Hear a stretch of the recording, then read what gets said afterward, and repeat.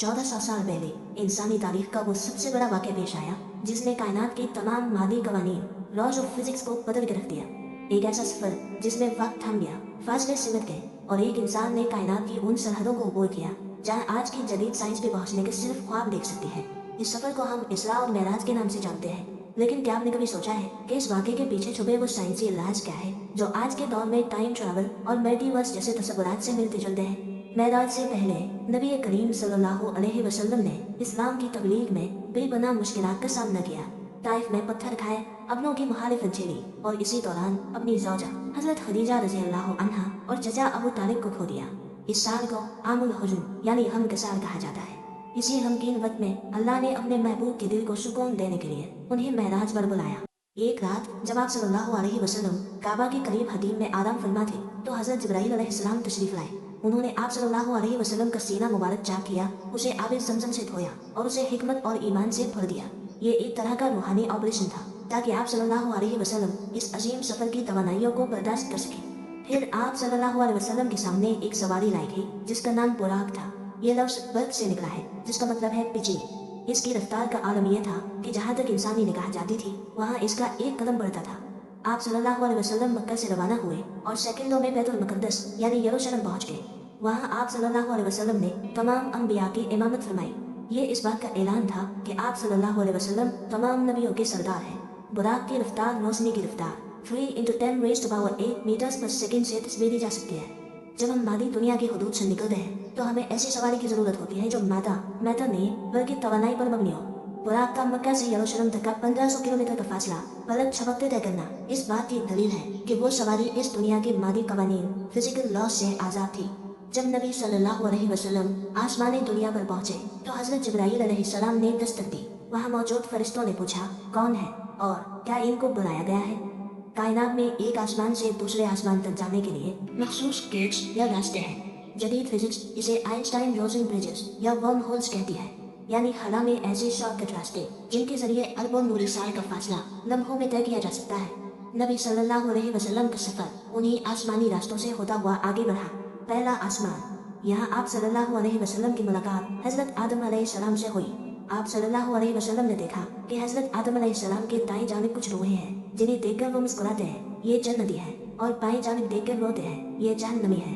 दूसरा आसमान, यहाँ हज़रत ईसा अलैहिस्सलाम और हज़रत याह्या अलैहिस्सलाम से मुलाकात हुई।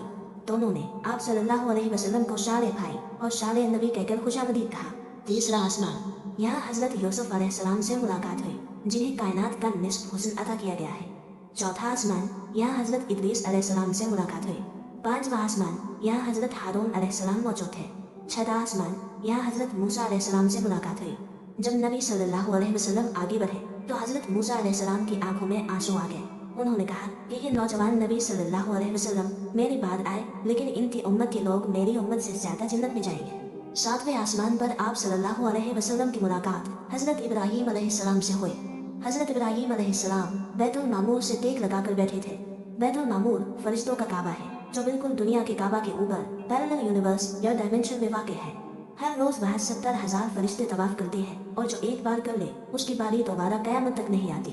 ये कायनात की वसअत और फरिश्तों की तादाद का एक ऐसा तस्वुर है जो इंसानी अक्ल को दंग कर देता है। अगर आप एक स्पेसशिप में बैठकर रोशनी की रफ्तार से सफ़र करें और कायनात का चक्कर लगाकर वापस आए तो ज़मीन पर शायद 50 साल गुजर चुके होंगे, लेकिन आपके लिए सिर्फ चंद घंटे गुजरे होंगे। मिराज में इसका उलट हुआ। अल्लाह ने नबी सल्लल्लाहु अलैहि वसल्लम के लिए वक्त को फैला दिया, टाइम एक्सपेंशन हुआ।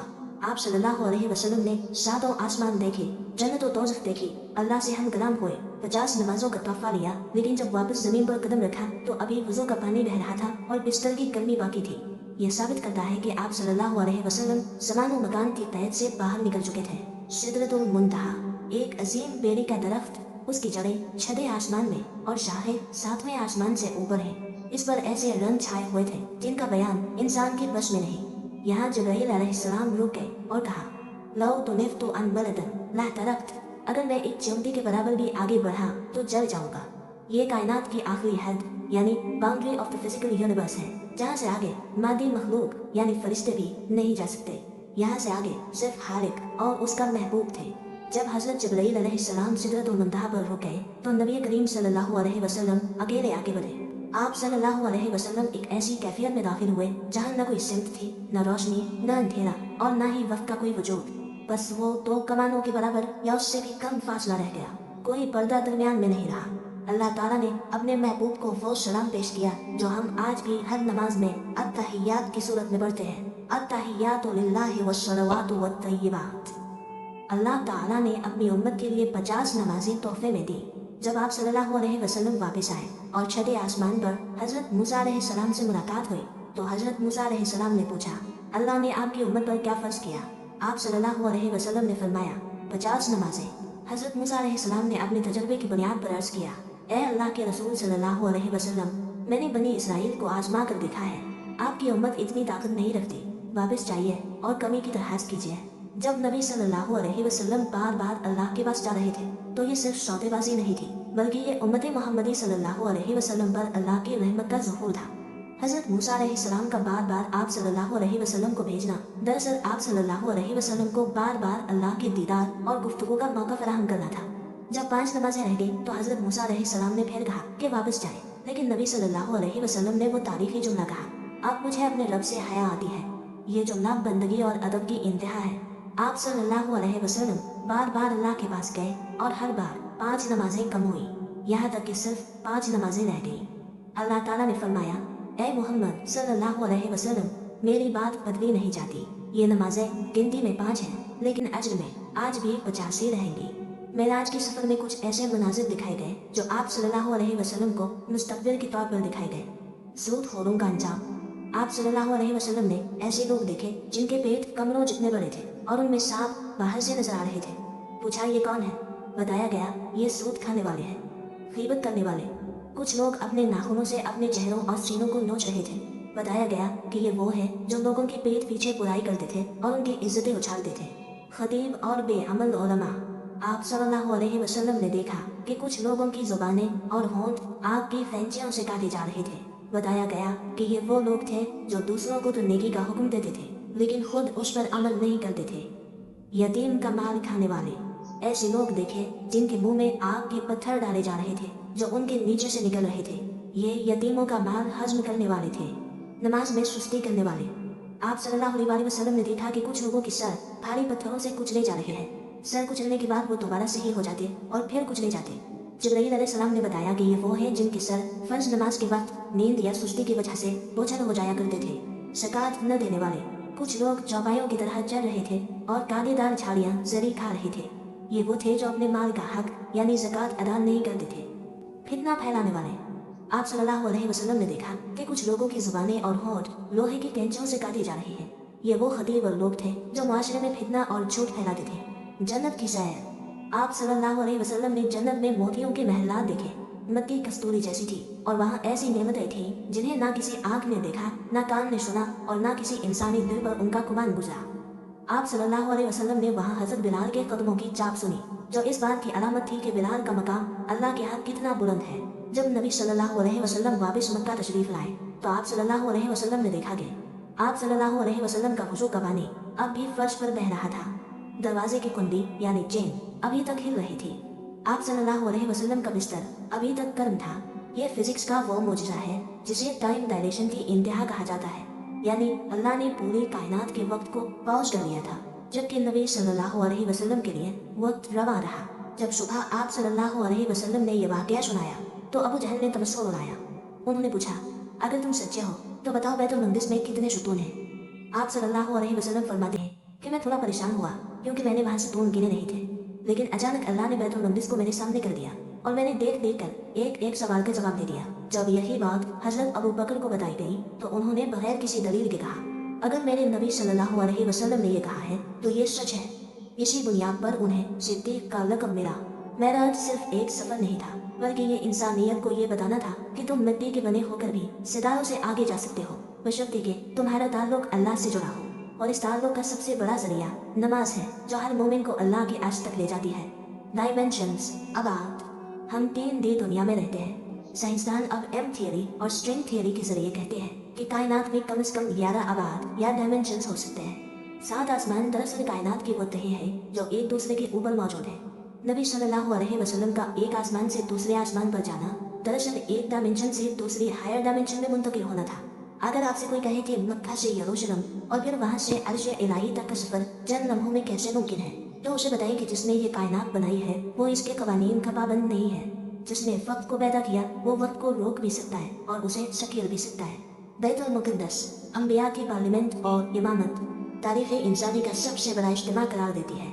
जब आप सल्लल्लाहु अलैहि वसल्लम मस्जिद अक्सा पहुँचे तो वहाँ तमाम अंबिया कमोबेश 1,24,000 पहले से मौजूद थे।